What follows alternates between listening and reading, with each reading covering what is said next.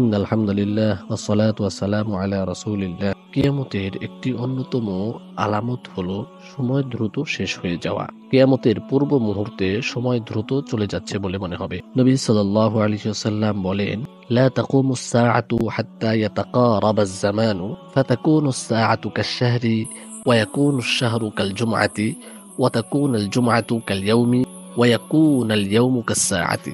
সময় ছোট হয়ে যাওয়ার পূর্বে কিয়ামত প্রতিষ্ঠিত হবে না। এক বছরকে এক মাসের সমান মনে হবে, এক মাসকে এক সপ্তাহের সমান মনে হবে, এক সপ্তাহকে এক দিনের মতো মনে হবে এবং একদিনকে এক ঘন্টার সমান মনে হবে। আলেমগণ সময় খাটো হয়ে যাওয়ার কয়েকটি অর্থ করেছে। এক, সময় ছোট হয়ে যাওয়ার অর্থ হলো সময়ের বরকত কমে যাওয়া। আল্লামা ইবনে হাজার আসকালানী রহমাতুল্লাহ আলাইহি বলেছেন, আমাদের সময় এই আলামতটি প্রকাশিত হয়েছে।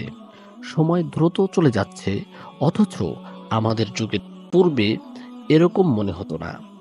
দুই, কেউ কেউ বলেছেন ইমাম মাহাদির যুগে এটি সংঘটিত হবে, কেননা তখন মানুষের মাঝে চরম সুখ শান্তি বিরাজ করবে। কারণ সুখ শান্তি ও আনন্দের মুহূর্তে সময় দীর্ঘ হলেও খাটো মনে হয়, আর দুঃখ কষ্টের মুহূর্তে সময় অল্প হলেও তা অনেক লম্বা মনে হয়।